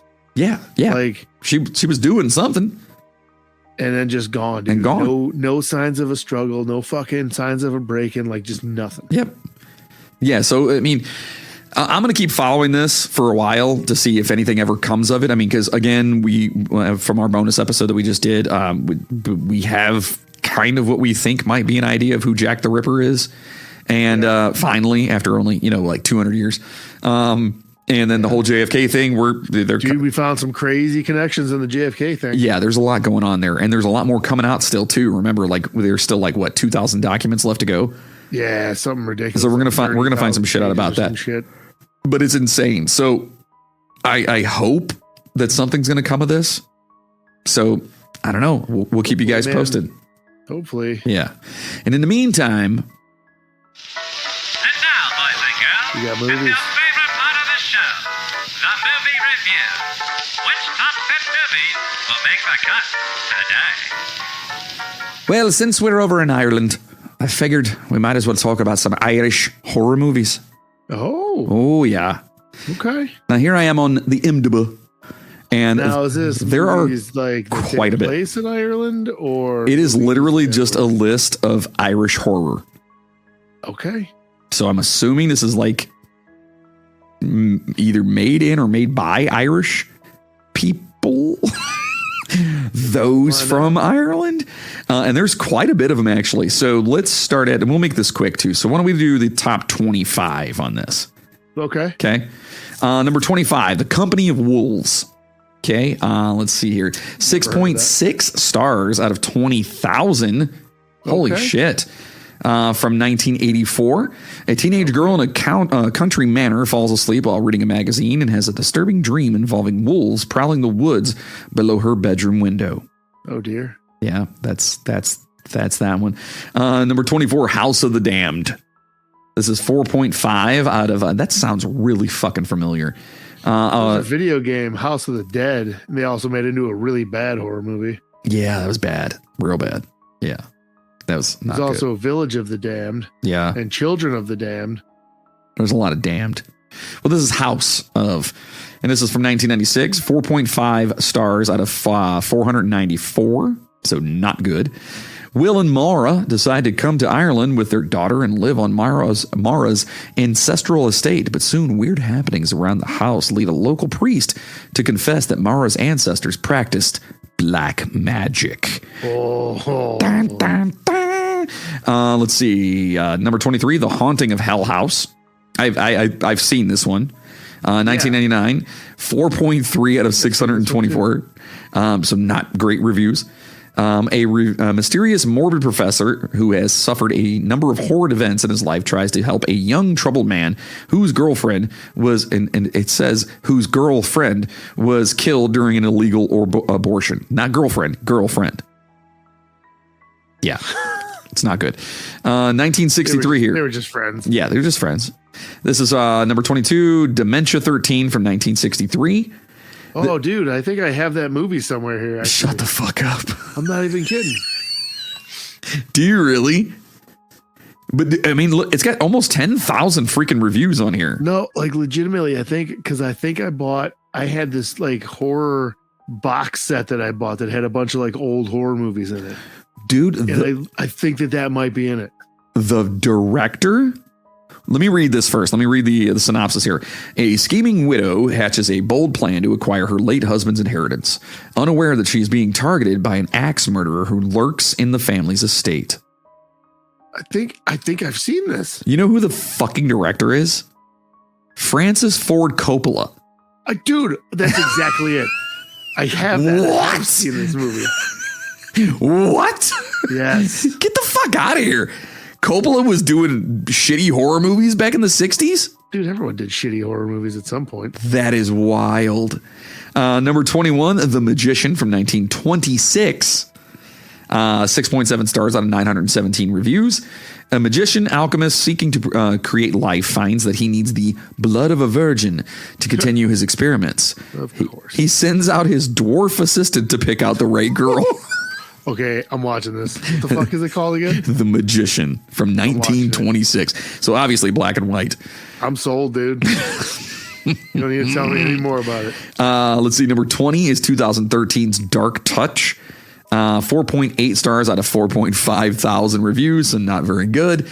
In a remote Irish village, police are called to the scene of a bloody massacre, but they ignore the lone survivor's claim that the house was responsible for the carnage that killed her parents and brother. Wow. Yeah, okay. All right. Number 19, it came from Connemara. Oh, that's Irish as shit. It's one of my, actually, that is my favorite whiskey of all time. So What? if anyone, a Connemara, Oh, okay. it's an Irish whiskey. It's smoked with peat moss. Oh, It is the most delicious thing I've ever had. And whenever Dude. my friends go out of town and they find it, they buy bottles and bottles for me. And I'm out right now. So if anyone out there happens to come across some Connemara, let me know. I will buy it from you. I will pay you for it. dude, they get their peat moss from Boggs Bog. I know. Yeah, they do. Yes, they do. So it says this documentary tells the unique story behind Roger Corman's film studio in Connemara. When Corman arrived in Ireland, he brought with him an unrivaled career, which guaranteed him a place in cinema history. This was the man who launched the cinematic careers of Coppola, Scorsese, Nicholson, and De Niro. The name Corman meant low budget, but Roger Corman, yeah. Yeah, dude, absolutely. But it also meant cult, and crucially, it meant fun. I might have to watch that. That sounds awesome. 6.7 stars out of only 29 reviews. That's all right. But I mean, that's pretty high for the, amount of reviews, I guess. That sounds amazing. Dude, this next one of my favorite shitty horror movies of all time. Oh, boy. Number 18 on our list, Rawhead Rex. Oh, yeah. Fuck yes. This movie is so fucking bad. Oh, it's terrible. And it's a 5.2 stars out of 6.9 thousand reviews. An ancient creature called Rawhead is awakened from its slumber near an Irish village and goes on a rampage, killing anyone in sight. There's a scene in this movie where Rawhead Rex, this beast that comes out from underneath the tree, literally pisses on a priest. And the priest is like drinking it as he's pissing on him. He's like, yes, sir. And he's just like, just pissing all over him. It is fucked. That is a fucked movie. And to be honest, it was banned for a long time. It was banned for a while. It was banned for a long time. In a couple of places. Yeah, if you guys get a chance, you have to Rawhead Rex. Just watch it. Just watch it. It's so bad. So fucking, dude, he is such a... Can't even describe what that thing looks like. He's got this huge, like almost alien-esque head. But like he has like really giant teeth or something. Yeah, it's weird. They stick out kind of. Just look up Rawhead Rex and but watch it. Just watch the fucking movie. Number 17 on the list is Gorgo from 1961, 5.6 stars out of 4.6 thousand. Gorgo. Yeah. Greedy sailors capture a giant lizard off the coast of Ireland and sell it to a London circus, inciting the wrath of the creature's much larger mother. Ooh. Number 16, we have Malacht from 2018. It's there's no ratings on this at all. The line between reality and nightmares are blurred when a young businessman moves into his new home in the countryside where he finds a harmless fairy ring. Okay. So fairies. Number 15, Isolation from 2005, 5.6 stars out of 8.3 thousand reviews. Not too bad. I've heard of this one. On a remote Irish farm, 5 people become unwilling participants in an experiment that goes nightmarishly wrong. All right. What the fuck? Kind of like how that whole thing went. I don't know. The movie's probably better than just how I just butchered that entire word. Number 14 is Brackenmore from 2016. 4 stars out of 400 reviews. Doesn't sound great. The close-knit community of Brackenmore is harboring a secret at the untimely death of an uncle she never knew she had. Kate is forced to return to her ancestral home, a tiny rural village in the south of Ireland. Soon after her arrival, she meets Tom, a mysterious young local who helps her to rediscover her long-neglected roots and forget about the anxieties of her life in London. This has got the longest blurb. You can stop. Yeah, I'm going to stop. It's going to be awful. Number 13, Don't Leave Home from 2018. Okay. 5 stars out of 1.8 thousand. An American artist obsession. Huh? It's average. It's average. It's 5 average. out of 10, baby. An American artist's obsession with a disturbing urban legend leads her to an investigation of the story's origins at the crumbling estate of a reclusive painter in Ireland. Number 12 is Grabbers from 2012. This has got 6.3 stars out of 20,000 reviews. I feel like I've heard of this one too. When an island off the coast of Ireland is invaded by blood-sucking aliens, that's probably why you heard of this, the heroes discover that getting drunk is the only way to survive. Okay, I definitely heard of this. I have heard of this movie. I haven't seen Let's it. go. What? Okay, I have to watch this.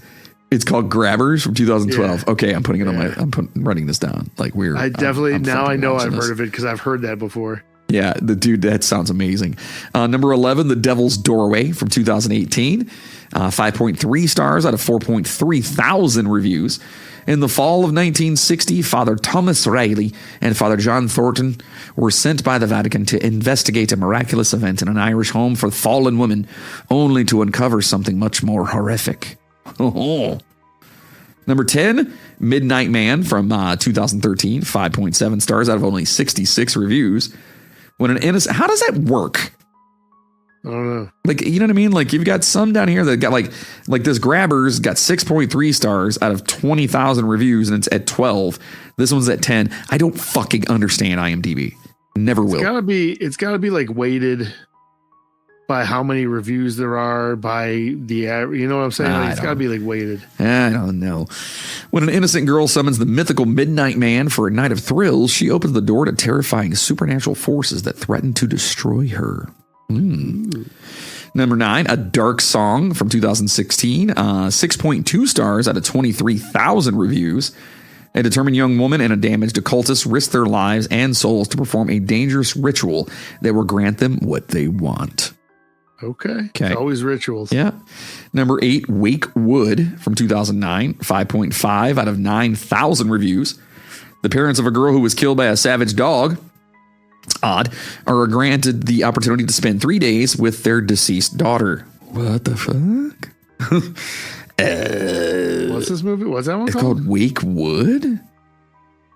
That's not what I associate with Wake Wood. That's Morningwood, Moody. Morningwood, right? Same thing. I mean, Wake kind Up of. with Wood. Yeah. Number 7, The Eclipse from 2009. 6 stars out of 3.2 thousand reviews. In a seaside Irish town, a widower sparks with a visiting horror novelist while he also begins to believe he is seeing ghosts. Okay. Ghosts are always good. Yep. Number 6, The Hole in the Ground from 2019. Wonder what that's about. A hole in the ground. 5.6 stars out of 23,000 reviews. A single mother living in the Irish countryside with her son begins to suspect he may not be her son at all and fears his increasingly disturbing behavior is linked to a mysterious sinkhole in the forest behind their house. Okay. Yep. Sinkholes. Number 5, Without Name from 2016. 5.3 stars out of 1.5 thousand reviews. Right. Follows a land surveyor on an assignment to measure an ancient forest for a developer, but soon loses his reason in a supernatural environment that has its own plans. Okay. So he loses his shit. Right. Number 4, The Lodgers from 2017. 5.1 out of almost 10,000 reviews. A family curse confines orphan twins Rachel and Edwards to their home in punishment for their ancestors' sins. Bound to the rules of a haunting childhood lullaby, the twins must never let any outsiders inside the house. Real fast, I don't know if I've talked to you about this yet. Have you watched the movie Mother? Or is it Mama? Jennifer Lawrence, the horror movie with the dude from No Country for Old Men? Is that... I think it's called Mother. I think it's Mother. I could be wrong. It might be. Yeah, it's Mother. No, Mama is a. That's Benicio del Toro. Not Benicio del Toro. The other del Toro. Guillermo del Toro, right? So this one. No, that's a good one. Dude, what the fuck? I'm just going to put it out there. I've seen bits and pieces of what it. I've never the said. fuck? I can't get through it. It's not good. It's not good. It's not good.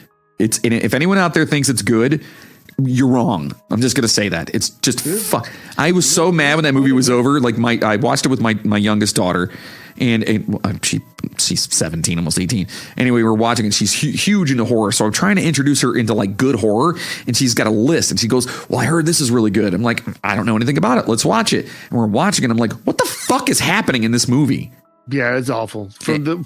I haven't been able to watch the whole thing, so It's shit. I've caught parts of it, and I don't. There's no way I could watch the whole thing.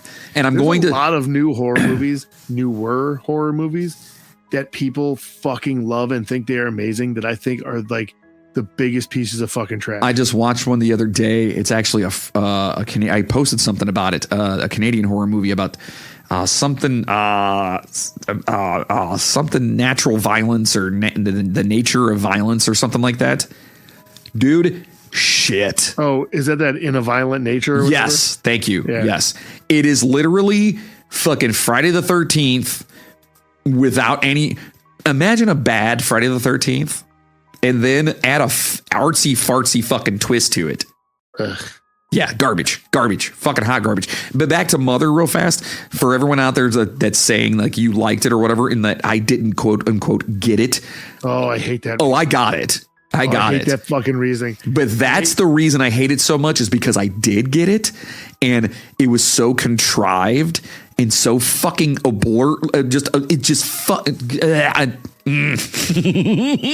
feel the same way about the Babadook. Yeah, shit movie as well. Every time I'm like, that movie is fucking awful. Everyone's like, you just don't understand that the monster is supposed to represent. I'm like, no, I fucking understand it. No, I get it. It's just fucking awful. I get it. But again, that's what makes it worse is because I do get it. I understand what they were going for. I hate with a passion when you're like, I think that movie is terrible. It's not good. And that's the reason you get is, oh, you just don't get it. Right. No, I fucking get it. That's why it sucks. Exactly. I get it. I understand what they were attempting to go for and what they were trying to do. However, they did it horribly and it was fucking garbage. Yeah. All right. That's how I felt about this fuck. So we're watching this movie and I'm looking over at my daughter and she's like, "What, Dad, what is happening?" And I'm like, I think I know what's going on with this. And I kind of predicted it off the beginning. And not beginning, probably about 45 minutes into it, right? Yeah. In the end, the movie comes up and she's just looking at me like actually, she looked at me like she was sorry that she made me watch it. You know what I mean? She had this look at her face like, I am so sorry. And I'm just like, what the shit? It was just fucking bad. It was bad. I would love some recommendations of what people like newer horror movies that we should watch that we haven't seen yet, because I can't find dick all at all. I can't find anything that's good because either it's super, not even B, it's like a D movie. So you know what movie I saw that wasn't too bad? I mean, it's not like new, but it's newer. Is that fucking Late Night with the Devil? Did you watch that? I haven't yet, but I've heard great things about it. It's pretty good. Was it good? I like that guy as an actor. He's like super quirky and weird. I don't know what his name is, but I like him as an actor. I like him in fucking Ant-Man. Like, yeah. He was an Ant-Man. Where like the guy comes, he's like Baba Yaga. He's the Russian dude. Yeah, he freaks out and fucking takes off. Yeah, he's a good actor. I like him. So no, I do have to watch that. That was a good movie. Everyone says it's a pretty good movie. I will say this about that movie. Don't spoil it. I won't spoil it. Okay. But it's at the end, you're either gonna love the end or you're gonna be like, I could see where people would be like, really?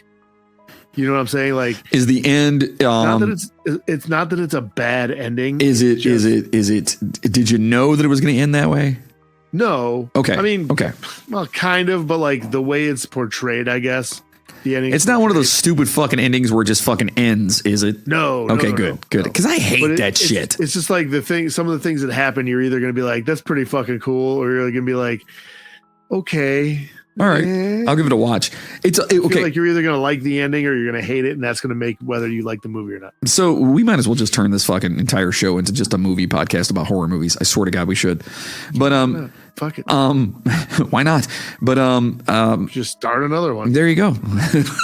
half hour movie review. There you go. episodes, Just bro. us reviewing new. Yeah. Would you guys watch or listen to that? If you guys would listen to us review new horror movies, It would be so fucking It wouldn't even be like a legit review. That would be like, that was fucking terrible. That guy was stupid. yeah. This was dumb. But if you would listen to our dumbasses review those movies, let us know because we might just fucking start that because that sounds fun as fuck to me.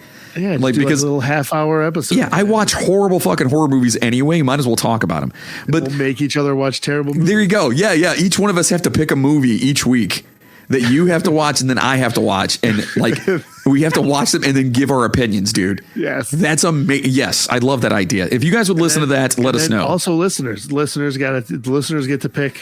Oh, we have a random. Well, We have a yeah. a fucking a crapshoot in there. Yeah, the one that somebody like a listener picked or whatever. Yeah. Yeah, Okay. then- All right. Yeah. We just like have a wheel or something. Like, it's like Friday the 13th, part 7.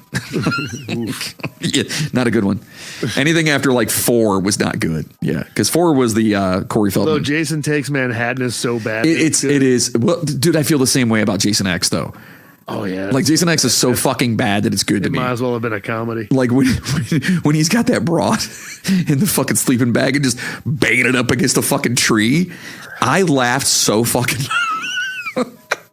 Dude, I know this, it's though. bad. It's bad. I will say this: one of the best kills in fucking Jason X is when he freezes the dude's head and smashes. Oh it. yeah, absolutely. Love that. That's a great Yeah. kill. Yeah.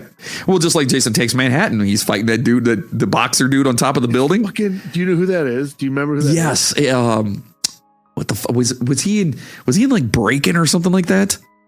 That I don't know, but he did have a line of fitness videos. Oh, Billy Blanks. Billy Blank. Yeah. Holy Hi, shit, bro. that's right. Yeah. Shit, he fucking punches his head off. It's so good.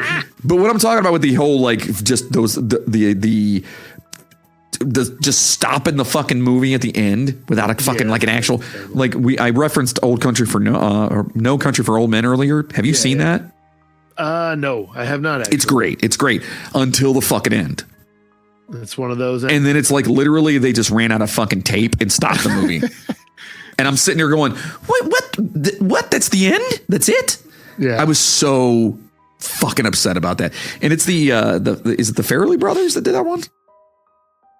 I don't know. Who did that. It's one of the brothers that, you know, because there's the comedic brothers that did like Dumb and Dumber. And then that's the Farrelly brothers. okay, One so of it's the not Coen them. brothers. The are Coen brothers. That's who did it then. The Coen brothers did like Fargo and shit, right? Yeah. Okay, And so that's they who Big did. Lebowski and shit Yeah, too. that's who did this. Big Lebowski is absolutely a fantastic fucking movie. And if you say otherwise, anyway, back to this. We have top 3 on this. I was going to say we got to finish the list, don't we? This is why we have to have that fucking show. Number 3 is High Spirits from 1988. 5.8 stars out of 11,000 reviews. When shut the fuck up. I've seen this movie. When a hotelier attempts to fill the chronic vacancies at his castle by launching an advertising campaign that falsely portrays the property as haunted, 2 real ghosts show up and end up falling for 2 of the guests. What? This has Peter O'Toole, Daryl Hannah, and Steve fucking Gutenberg in it.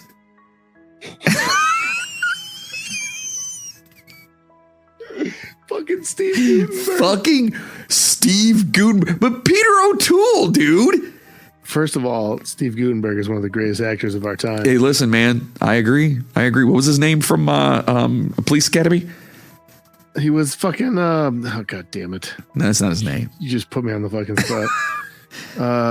I can't think of it either, so don't feel bad. You keep thinking. Number 2 is Shortcuts to Hell Volume 1 from 2013. 7 stars. Hey, highest one yet to 55 reviews. Movie mogul, Fright Fest, and the Horror Channel showcase emerging horror talent served up as a 26x 30-minute bite-sized short films from New York. What the fuck is that? It's not even a it's Wait, literally what is this called? Shortcuts to Hell. Oh, so they're saying that it's like a bunch of It's short snippets movies of together, movies. Yeah. Okay. Well, that's bullshit. Why is it on here? And then number 1, The Devil's Woods from 2015, 3.1 stars. It's the lowest rated on here. Yeah. Why? What the? I don't understand. How many reviews does it have? 323. I don't get it. A group of friends trying to repair their strained relationships decide to spend the weekend camping at a music festival. En route, they stop off at a small town in the middle of rural Ireland. However, the seemingly idyllic country town is darkened by a history of strange events. Can a town that is inherently evil literally tear them apart? Can they survive the Devil's Woods? Dude, I'm looking at like stills from this movie, and they look bad. Yeah, it doesn't Like, sound good just at all. the still images of the movie, it's like you could tell that it's not great. It looks like shit. Yeah, it's not good. Yeah, so fuck them. Anyway, so that's the movies. And that was the episode. I know it got real dark and kind of heavy because, I mean, we're talking about some pretty heavy shit, especially that, it's completely unsolved, which, that's kind of how we do it here. I'd like to talk, and it's a lot of shows, and you and I both listen to a particular show that they don't like doing unsolved stuff. Right. Because, There's no closure. There's no closure. They want definitive answers to stuff, And to me, it's like the unsolved stuff, if you don't stop talking about it, maybe you'll find that closure, Like for everyone out there who hasn't heard of this before in the Vanishing Triangle of Ireland or whatever, I had never heard of this, and I'm a fucking nerd when it comes to this shit, So I think we keep talking about it. We keep regurgitating over and over and over again, and just kind of like keep reintroducing this so it doesn't become a lost thing. If anything, in situations like this, man, it kind of helps keep the memory of these people alive too. 100%.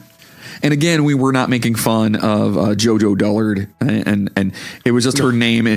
We know the name Dullard as being like, a moron, So when you hear that name, you're like, oh, well, but that's a bad last name. Yeah, it has nothing to do with her. And if we did not mean to offend anybody's sensibilities when it came to that, but it's a bad name. That's all. It's a bad name. So you guys do us a favor. Seriously, stop over to the midnighttrainpodcast.com. It's our official website. You can buy some super sweet merchandise. Which Moody actually sent me a text today and said that, dude, I'm looking at our merch store or whatever. He's like, got some pretty cool shit in here. It's gold, baby. Yeah, we got some good stuff in there, and we have a lot more coming too, which I have the designs.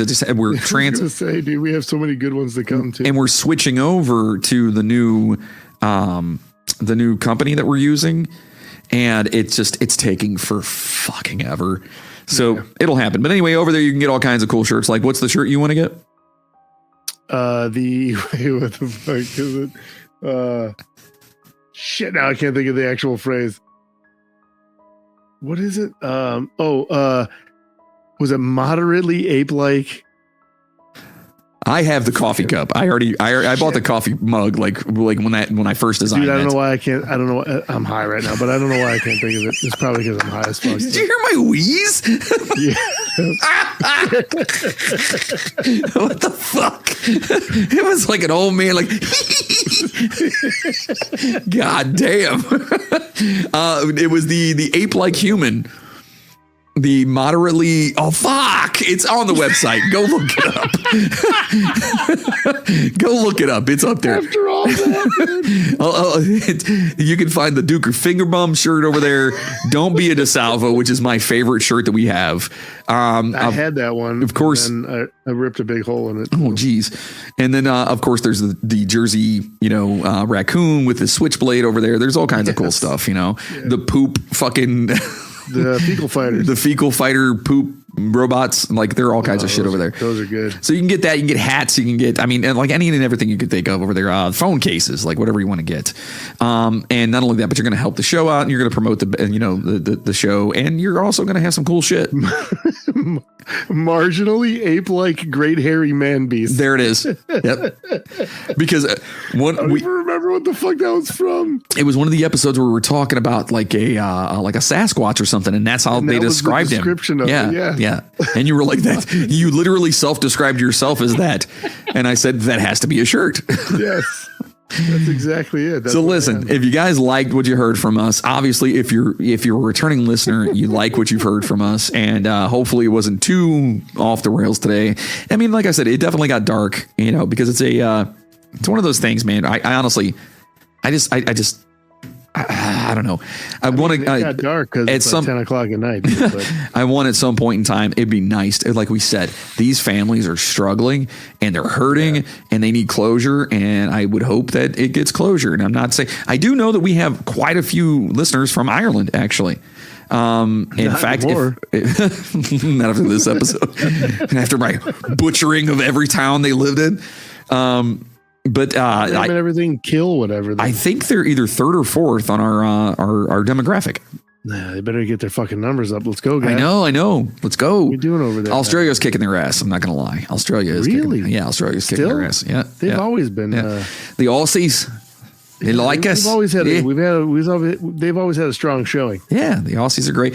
But other than the United States, Canada still, they're there. They got us. They got our backs. You know? I mean, and listen, we're not, Moody and I, we're not trying to take Canada. You and I aren't trying to do that.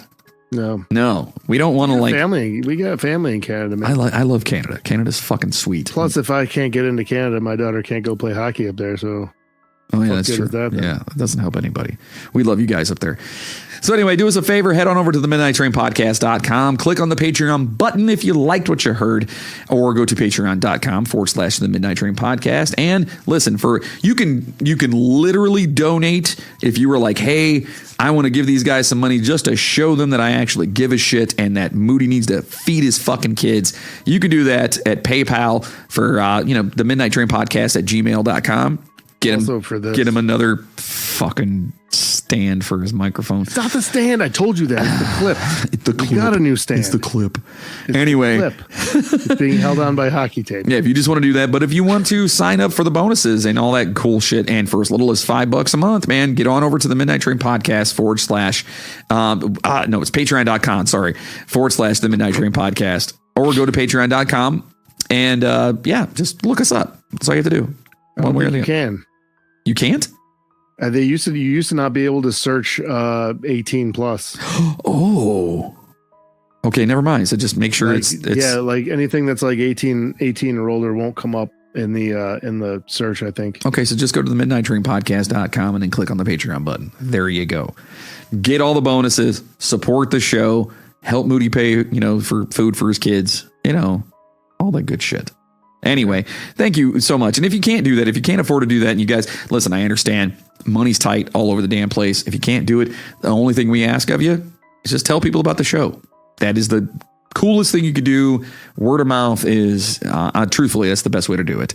And don't forget to follow us on all of our socials. We are on Twitter, Instagram, TikTok, YouTube, and on Spotify. And if you happen to be a Patreon listener, a Patreon subscriber, a first-class passenger, a pooper, if you will, you can actually listen on Spotify as long as you are a Patreon member. Mm-hmm. Yeah, at least that's what I heard. But I think Pumpkin Escobar said that she couldn't get it to work. Yeah, she just needs to get her shit together. That's what I think. You hear that, Pumpkin? Get your fucking shit together. Yeah. Dude, she'll fuck you up. Oh, no, I know. That's why I'm saying it from behind a microphone, not in person. I'm just kidding, Pumpkin. Just remember, I can tell her where you live. Oh, shit. Please don't kill me. I'm just kidding. No, but for really, get your shit together. Yeah, but for real, get your shit together. Yeah. but like, seriously, get your fucking shit together. Listen, we can't thank you guys enough for all your love, your support, for talking on the socials and shit and all the fucking the dumb banter and whatnot. And I love that I've become, kind of social media friends with a lot of you. And like, I recently just said something about my cat trying to eat a stink bug and got to talk to some, people telling me about let them fucking eat it. And I was like, okay. We'll do it again. Yeah, you know what I mean? So we thank you guys so much for that, for just being a part of what we do. And of course, a very special first-class passenger, a pooper. Thank you to Patrick Jones, Amy Moses, Abraham Moises, Samuel Beaver, Chelsea Benz, Timothy Moore, Jacob Knoll, Ms. P, Cassandra Fuentes, Jacob Peters, Stoner Babe 69, Tim Karras, Zoe Miller, Tracy Valancourt, Edgar Rodriguez, Jenny Wynn, Riley with no last name, Chris Connors, Amanda C, Dale Wells, George DeJesus, Megan McTerry, Amanda Denz, Chris Lucas, Joseph Aramo, Nathan Diekman, Caitlin McKinney, Maggie Brothers, Rick Resler, Miles Campbell, Brian Gunsman, Pumpkin, get your shit together, Escobar, Mac Doherty, Janet Sherrill, Chad Flint, Chris McLeod, Justin Kowalczyk, Christina Skelton from the Sister Skelton podcast. We miss you dearly. Maria Gibbs, Chainsaw. What the fuck? Courtney Batchelor, Katie Brabenik, and of course, our boy, Bill Burt. Oh, good for you. Oh, good for you. Oh, It's good for you. is that good for you, Bill? Spread the word. And if you want your name to be mentioned on the show and for us to be forever grateful, just become a Patreon producer. That's all you got to do. Get on over there, throw $5 a month down, and we will talk about you and tell you to get your shit together as well. Yeah. Because that's how we fucking roll, baby.